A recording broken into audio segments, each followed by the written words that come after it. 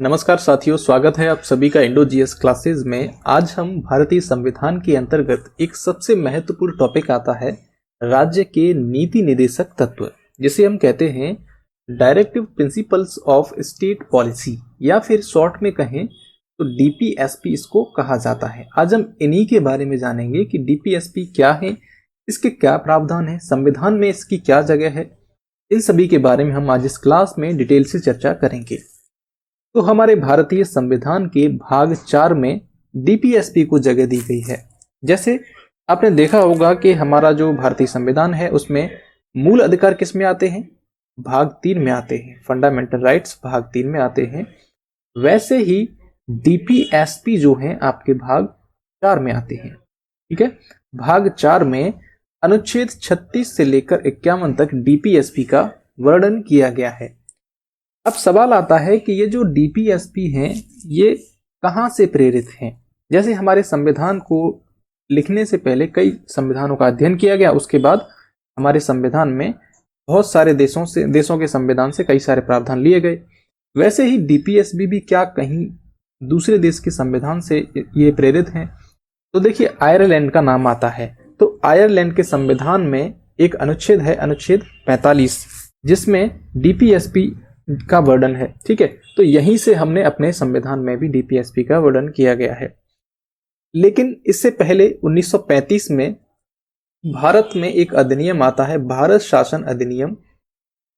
उस भारत शासन अधिनियम की धारा 53 में राज्य सचिव को यह शक्ति थी कि वो इंडिया के जो गवर्नर्स थे उनको कुछ वो निर्देश दे सके। इसी संबंध में राज्य सचिव ने 1936 में एक इंस्ट्रूमेंट ऑफ इंस्ट्रक्शंस जारी किया था। ठीक है, ये धारा 53 है, याद रखना, 1935 के अधिनियम की धारा 53। तो धारा 53 का यूज करके ही उसने इंस्ट्रूमेंट ऑफ इंस्ट्रक्शंस जारी किया था जो भारत के गवर्नर्स थे उनको। यही इंस्ट्रूमेंट ऑफ इंस्ट्रक्शंस हमारे संविधान में डीपीएसपी के रूप में मौजूद है। एक और क्या है प्रेरणा स्रोत, वो है आपका आयरलैंड का संविधान। अगला है सप्रू समिति की अनुशंसा, सप्रू समिति की सिफारिश। तो देखिए, सप्रू समिति जो है 1945 में इसका गठन होता है। सप्रू समिति ने सिफारिश दी कि जो अधिकार हैं, अधिकारों को 2 कैटेगरी में डिवाइड किया जाना चाहिए। हमारे संविधान में जो नागरिकों को अधिकार प्रदान किए जा रहे हैं उनको आप 2 कैटेगरी में डिवाइड कर दीजिए। पहली कैटेगरी कैसी होनी चाहिए? जो प्रवर्तनीय हो, प्रवर्तनीय। दूसरी कैटेगरी बताई उन्होंने, एक अप्रवर्तनीय। तो प्रवर्तनीय का मतलब ये है, जैसे फंडामेंटल राइट्स के वायलेशन होने पर हम कोर्ट चले जाते हैं, या फिर हमें कोई भी अपना मूल अधिकार नहीं मिल रहा है या राज्य सरकार या केंद्र सरकार उसको नहीं दे रही है, तो हम कोर्ट की शरण ले सकते हैं। तो इसे कहेंगे हम फंडामेंटल राइट्स में ये प्रावधान है। तो प्रवर्तनीय के अंतर्गत फंडामेंटल राइट्स को रखा गया, वहीं अप्रवर्तनीय के अंतर्गत डीपीएसपी को रखा गया। तो हम डीपीएसपी के अंतर्गत जो कर्तव्य हैं या फिर जो नागरिकों को अधिकार दिए गए हैं उसे लेकर कोई भी नागरिक कोर्ट नहीं जा सकता। तो यही अनुशंसा की थी सप्रू समिति ने। तो सप्रू समिति की अनुशंसा के आधार पर इसे अप्रवर्तनीय बनाया गया था डीपीएसपी को, क्योंकि उस समय देश की हालत ऐसी थी कि हम सभी फंडामेंटल राइट्स में इसको शामिल नहीं कर सकते थे। जो हमारे फंडामेंटल राइट्स थे उनमें हम डीपीएसपी को शामिल नहीं कर सकते थे, क्योंकि देश में इन डीपीएसपी के अंतर्गत जो कर्तव्य हैं राज्य के, उनको पूरा करने के लिए इतने वित्तीय संसाधन भी नहीं थे और देश के हालात भी उस समय इतने अच्छे नहीं थे। इसलिए इनको अप्रवर्तनीय की श्रेणी में रखा गया था। अब हम समझते हैं कि निदेशक तत्वों का उद्देश्य क्या है, इन्हें क्यों भारतीय संविधान में शामिल किया गया। तो इनका उद्देश्य है कि इंडिया को एक वेलफेयर स्टेट के रूप में स्थापित करना। वेलफेयर स्टेट मतलब कल्याणकारी राज्य के रूप में इसको स्थापित करना, या फिर कहें कि भारत में आर्थिक और सामाजिक लोकतंत्र की स्थापना करना ही डीपीएसपी का उद्देश्य है। अब आगे समझते हैं डीपीएसपी के अंतर्गत पहला अनुच्छेद आएगा आपका अनुच्छेद 36। अनुच्छेद 36 में राज्य की परिभाषा है, जिसमें कहा गया है कि राज्य शब्द का वही अर्थ होगा जो भाग 3 में अनुच्छेद 12 में है। भाग 3 में आपके फंडामेंटल राइट्स हैं, तो कह रहे हैं ये कि फंडामेंटल राइट्स के अनुच्छेद 12 में जो हमने राज्य का अर्थ बताया है वही यहाँ पर राज्य का अर्थ है। तो फंडामेंटल राइट्स के अनुच्छेद 12 में क्या कहा गया है कि राज्य के अंतर्गत भारत की सरकार और संसद तथा राज्यों में से प्रत्येक राज्य की सरकार और विधानमंडल तथा भारत के राज्य क्षेत्र के भीतर या भारत सरकार के नियंत्रण के अधीन जितने भी स्थानीय निकाय हैं या फिर अन्य प्राधिकारी हैं वो सभी राज्य शब्द के अंतर्गत आते हैं। तो यहाँ कौन कौन हो गए? संसद, केंद्र सरकार, राज्य विधायिका, राज्य सरकार, स्थानीय अधिकारी और अन्य प्राधिकारी, ये सभी किस में शामिल हैं? राज्य शब्द में शामिल हैं। आगे अनुच्छेद है अनुच्छेद 37। इसमें कहा गया है कि जो डीपीएसपी हैं वो न्यायालय में अप्रवर्तनीय होंगे। ठीक है, अप्रवर्तनीय वाली बात हमने पहले समझ ली। तो इसका प्रावधान किस में कर दिया गया? अनुच्छेद 37 में। मतलब पहले ही कर दिया गया कि ये न्यायालय में अप्रवर्तनीय होंगे, किंतु देश के शासन में मूलभूत हैं। ये भी बता दिया कि देश के शासन में मूलभूत हैं, बेशक ये अप्रवर्तनीय हैं लेकिन देश के शासन में ये मूलभूत भी हैं। अब मूलभूत कैसे हैं? क्योंकि शासन का जो ढांचा है, शासन का ढांचा जो है वो इन्हीं डीपीएसपी पर खड़ा है। ठीक है, किस पर खड़ा है? डीपीएसपी पर खड़ा है। इसलिए ये न्यायालय में अप्रवर्तनीय होने के बावजूद बाध्यकारी भी हो जाते हैं।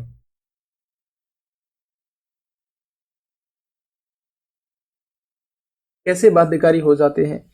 अब मान लीजिए कोई भी सरकार है तो जब तक डीपीएसपी का इम्प्लीमेंटेशन नहीं करेगी तब तक कोई भी नागरिक उसको वोट क्यों देगा? अगर किसी नागरिक को आवास नहीं मिलता, रोजगार नहीं मिलते, विकलांगता पेंशन नहीं मिलती, ठीक है, तो कौन वोट देगा किसी सरकार को? इसलिए ये बाध्यकारी हो जाते हैं। साथ ही यहाँ पर अनुच्छेद 37 में कहा गया है कानून बनाने में ये जो सिद्धांत हैं इनको लागू करना राज्य का कर्तव्य होगा। जब भी आप कानून बनाओ या फिर कोई योजना बनाओगे तब आप इनको ध्यान में रखोगे और ऐसा करना आपका कर्तव्य होगा। नीति निर्देशक तत्वों का वर्गीकरण। वैसे तो हमारे भारतीय संविधान में इन सिद्धांतों का कोई भी वर्गीकरण नहीं किया गया है, लेकिन हम वैचारिक आधार पर या फिर इसके उद्देश्यों के आधार पर इसको 3 कैटेगरी में हम डिवाइड कर सकते हैं। पहला है समाजवादी, दूसरा है गांधीवादी और अगला है उदारवादी या फिर बौद्धिक। तो समाजवादी के अंतर्गत आपका अनुच्छेद 38, 39 बी और सी, 39 ए, 41, 42, 43 और अनुच्छेद 43 क और अनुच्छेद 47। इसी प्रकार से आगे गांधीवादी और बौद्धिक एवं उदारवादी सिद्धांतों में भी है। तो हम इसको डिटेल से समझते हैं। सबसे पहले जानेंगे समाजवादी सिद्धांतों के बारे में। तो इन सिद्धांतों का उद्देश्य क्या है? तो इनका उद्देश्य है कि सामाजिक और आर्थिक कल्याण को बढ़ावा देकर जो हमारे देश के नागरिक हैं उनके बीच असमानताओं को कम किया जा सके। ठीक है, साथ ही समतापूर्ण और न्यायपूर्ण समाज की स्थापना की जा सके। यह है आपका समाजवादी सिद्धांत का उद्देश्य। इसी संबंध में हम पढ़ेंगे अब अनुच्छेद 38 को। अनुच्छेद 38 कहता है कि सामाजिक और आर्थिक और राजनीतिक न्याय को बढ़ावा देने का निर्देश देता है। साथ ही यहाँ पर 1978 में 44वें संविधान संशोधन के माध्यम से एक और प्रावधान जोड़ा गया जिसे कहेंगे आय, स्थिति और अवसरों में असमानता को न्यूनतम करना। ठीक है, ये जोड़ा गया था 44वें संविधान संशोधन के माध्यम से। अब समझते हैं हम अनुच्छेद 39 को। अनुच्छेद 39 में कहा गया है कि राज्य सुरक्षित करेगा, क्या सुरक्षित करेगा? सभी नागरिकों के लिए आजीविका के पर्याप्त साधनों का अधिकार। और 39 बी कहता है भौतिक संसाधनों का न्याय संगत वितरण होना चाहिए और धन और उत्पादन के साधनों के संकेंद्रण को रोकना। पुरुषों और महिलाओं के लिए समान वेतन की बात की जाती है। साथ ही बलपूर्वक दुर्व्यवहार के विरुद्ध श्रमिकों और बच्चों के स्वास्थ्य और शक्ति का संरक्षण। 1976 में 42वें संविधान संशोधन के माध्यम से बच्चों के स्वस्थ विकास के अवसर वाले प्रावधान को जोड़ दिया गया था।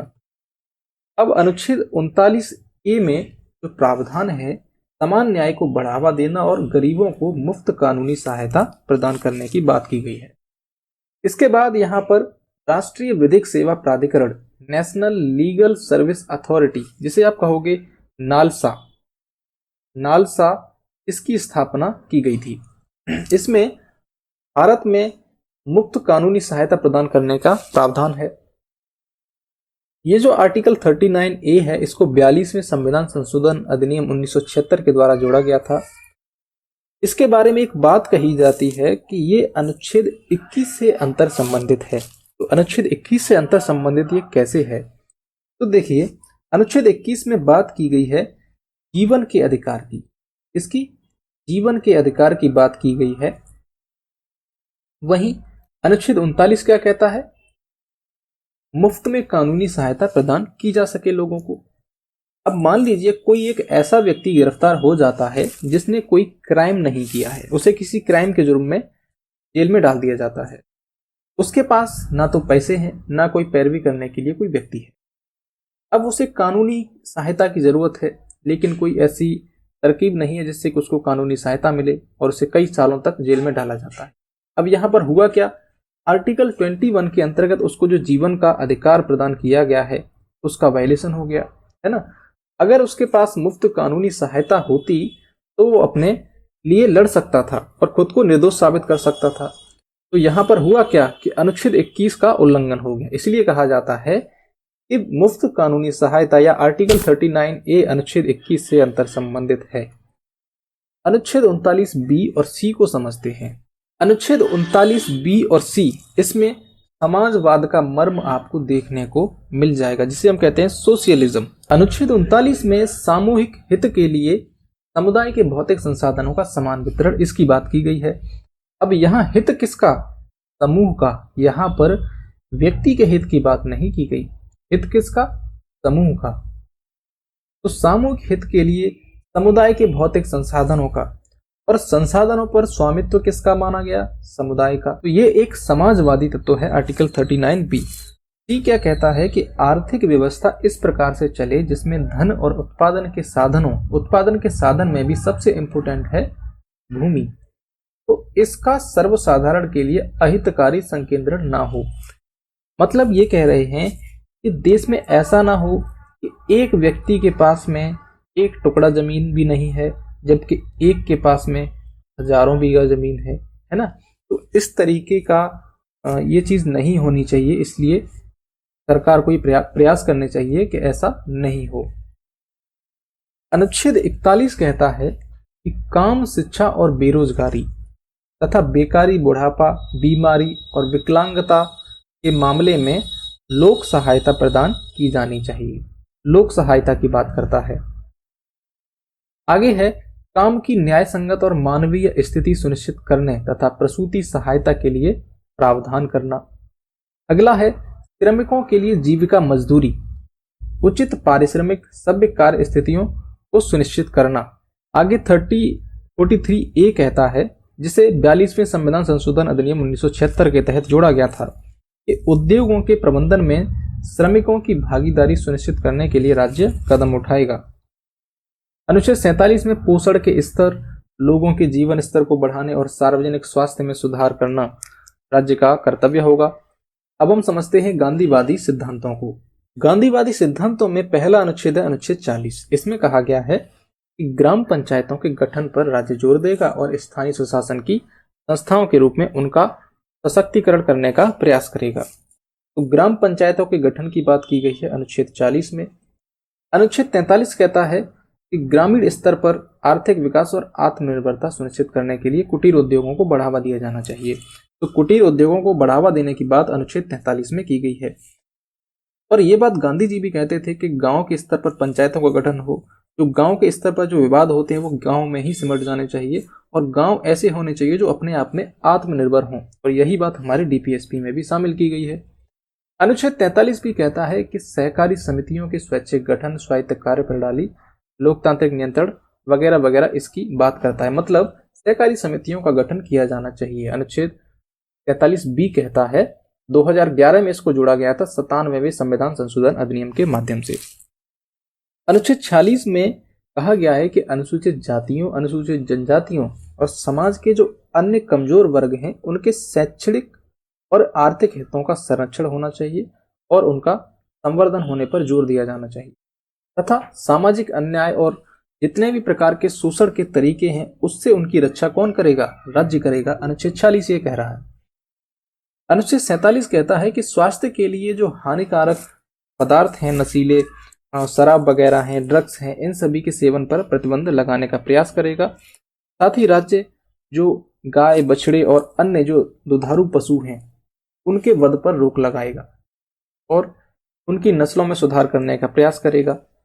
अब हम समझते हैं उदारवादी सिद्धांतों को।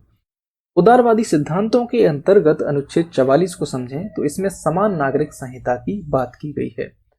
ये वाला जो अनुच्छेद है काफी इंपोर्टेंट है, पूछा जा सकता है क्योंकि समान नागरिक संहिता पर पूरे देश में चर्चा छिड़ी हुई है। अनुच्छेद 45 में कहा गया कि 6 से 14 वर्ष की आयु तक के जो बच्चे हैं उनको निःशुल्क और अनिवार्य शिक्षा प्रदान करना राज्य का कर्तव्य होगा। इसी संबंध में सन 2002 में 86वें संविधान संशोधन अधिनियम के माध्यम से अनुच्छेद 21A के तहत इसे एक मौलिक अधिकार बना दिया गया। अनुच्छेद 48 कहता है कि कृषि एवं पशुपालन को आधुनिक तरीके से और वैज्ञानिक तरीके से संगठित करना, मतलब जो कृषि और पशुपालन की जो पद्धतियां हैं उनको बहुत ही मॉडर्न तरीके से किया जाना चाहिए। साथ ही उसमें वैज्ञानिक खोज एवं अन्वेषण होते रहने चाहिए।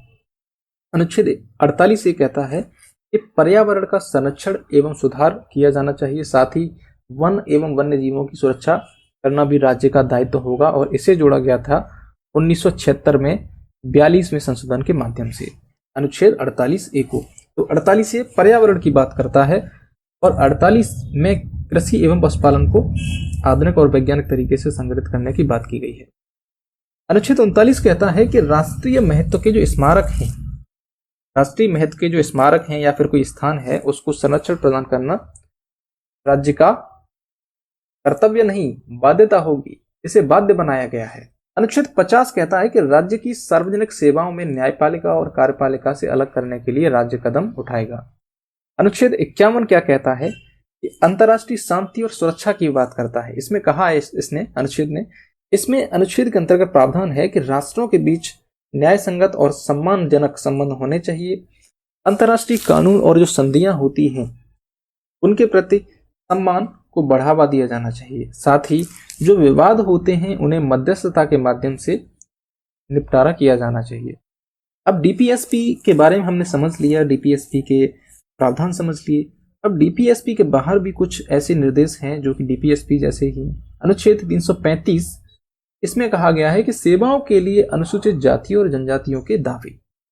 प्रशासनिक दक्षता बनाए रखने के लिए संघ या राज्य सेवाओं में जो नियुक्तियां निकलती हैं उसमें अनुसूचित जातियों और जनजातियों के दावों पर विचार किया जाना चाहिए। अनुच्छेद 385 में मातृभाषा में शिक्षा देने की बात की गई है। साथ ही अनुच्छेद 351 में हिंदी भाषा के विकास की बात की गई है। मौलिक अधिकार और नीति निर्देशक सिद्धांतों के बीच में अंतर क्या है, कई बार ये एग्जाम में पूछा जाता है। तो देखिए, मौलिक अधिकार नकारात्मक हैं। कैसे हैं? नकारात्मक। अब ये नकारात्मक क्यों हैं? क्योंकि राज्य इनसे कुछ कार्य करने से रोकता है। राज्य को कुछ कार्य करने से रोका जाता है मौलिक अधिकारों के द्वारा कि राज्य ऐसा नहीं कर सकता। जबकि निर्देशक सिद्धांत सकारात्मक है। इसमें कहते हैं कि राज्य को ऐसा करना चाहिए, राज्य का ये कर्तव्य है। राज्य को रोजगार की व्यवस्था करनी चाहिए, राज्य को पेंशन की व्यवस्था करनी चाहिए, समानता स्थापित करने का प्रयास किया जाना चाहिए। मतलब राज्य से यहाँ पर कुछ कार्य करने की अपेक्षा की जाती है, इसलिए इसको सकारात्मक कहते हैं। वहीं मौलिक अधिकारों में राज्य के हाथों को बांध दिया जाता है कि तुम ऐसा नहीं करोगे, तो इसको क्या कहा जाएगा? नकारात्मक। मौलिक अधिकार जो हैं न्यायोचित प्रकृति के हैं, वहीं ये गैर न्यायोचित हैं। इनका उद्देश्य क्या है मौलिक अधिकारों का? तो राजनीतिक लोकतंत्र की स्थापना करना। वहीं डीपीएसपी सामाजिक आर्थिक लोकतंत्र की स्थापना करते हैं। मौलिक अधिकार कानूनी रूप से मान्य हैं, लेकिन डीपीएसपी जो है इन पर नैतिक और राजनीतिक प्रतिबंध है। मौलिक अधिकार व्यक्ति के कल्याण को बढ़ावा देते हैं, वहीं डीपीएसपी किसकी बात करते हैं? समुदाय की बात करते हैं, वो किसी एक व्यक्ति की बात नहीं करते, वो बात करते हैं पूरे समुदाय की, इसलिए वे समाजवादी हैं। ठीक है, इसलिए इसमें समाजवाद के गुण हमें देखने को मिल जाते हैं। मूल अधिकार अपने आप लागू हैं, इनके कार्यान्वयन के लिए किसी भी कानून की आवश्यकता नहीं है, लेकिन हमें अगर डीपीएसपी को लागू करना है तो हमें कानून बनाना ही पड़ेगा। मौलिक अधिकार और निर्देशक तत्व, अब इनके बीच में कई बार विवाद हुए कि मौलिक अधिकार और निर्देशक तत्व जब आपस में टकराएंगे तो वरीयता किसको दी जाएगी। तो इसमें एक मामला आया था चंपकम दोराई राजन बनाम मद्रास राज्य 1951 में। इसमें माननीय सुप्रीम कोर्ट ने कहा कि मौलिक अधिकारों और राज्य के नीति निर्देशक सिद्धांतों के बीच किसी भी संघर्ष की स्थिति में जो मौलिक अधिकार हैं वही मान्य होंगे। फिर गोलकनाथ मामला आता है, गोलकनाथ बनाम पंजाब राज्य 1967। इसमें कहा गया कि नीति निर्देशक सिद्धांतों के कार्यान्वयन के लिए संसद द्वारा मौलिक अधिकार जो है उसमें संशोधन नहीं किया जा सकता। गोलकनाथ ने कहा कि आप मौलिक अधिकारों में संशोधन नहीं कर सकते। वहीं 1973 में एक मामला आता है केशवानंद भारती मामला। ठीक है, तो केशवानंद भारती मामले में सुप्रीम कोर्ट ने कहा कि आपको फ्री हैंड है, आपको हरी झंडी हमने दे दी कि आप मौलिक अधिकारों में संशोधन कर सकते हैं, लेकिन एक बात का ध्यान रखना कि जो संविधान की मूल संरचना है उससे छेड़खानी नहीं करोगे। तो संविधान की मूल संरचना में आप परिवर्तन नहीं कर सकते, बाकी आप संविधान के किसी भी भाग में संशोधन करो, हमें कोई भी मतलब नहीं है। पर यहां पर क्या हुआ कि जो गोलकनाथ मामले में जो फैसला दिया था 1967 में, इसको यहां पर खारिज कर दिया गया था केशवानंद भारती बनाम केरल राज्य मामले में। उसके बाद एक और वाद आता है मिनर्वा मिल्स बनाम भारत संघ 1980। इस मामले में सर्वोच्च न्यायालय ने फिर से पुष्टि की कि संविधान के किसी भी भाग में जो सरकार है वो संशोधन कर सकती है, लेकिन संविधान के मूल ढांचे को नहीं बदल सकती। तो सबसे इंपॉर्टेंट है यहाँ पर संविधान का मूल ढांचा। तो वर्तमान में कंडीशन क्या है कि मौलिक अधिकार और निर्देशक सिद्धांत जब टकराएंगे तो क्या होगा। तो मौलिक अधिकार निर्देशक सिद्धांतों पर सर्वोच्चता रखते हैं, लेकिन इसका मतलब यह नहीं है कि निर्देशक सिद्धांतों को लागू नहीं किया जा सकता। संसद नीति निर्देशक सिद्धांतों को लागू करने के लिए इसमें संशोधन कर सकती है, जब तक कि वह संविधान के मूल ढांचे को नुकसान ना पहुंचाए या फिर उसको नष्ट ना करे। तो कहने का मतलब ये है कि मौलिक अधिकारों में संशोधन किया जा सकता है, लेकिन संविधान के मूल ढांचे को कोई नुकसान नहीं पहुंचना। तो इस प्रकार हमने संविधान में जो डीपीएसपी के प्रावधान हैं उसको समझ लिया, और हम इस क्लास को यहीं एंड करते हैं। इसके बाद हम किसी नए टॉपिक के साथ में मिलेंगे। अगर आपको ये वीडियो अच्छा लगा हो तो वीडियो को लाइक करें, साथ ही आप कौन सा टॉपिक पढ़ना चाहते हैं या फिर कौन सा विषय आपका सबसे पसंदीदा है मुझे कमेंट बॉक्स में ज़रूर बताएं। धन्यवाद, आपसे मिलता हूं अगले वीडियो में।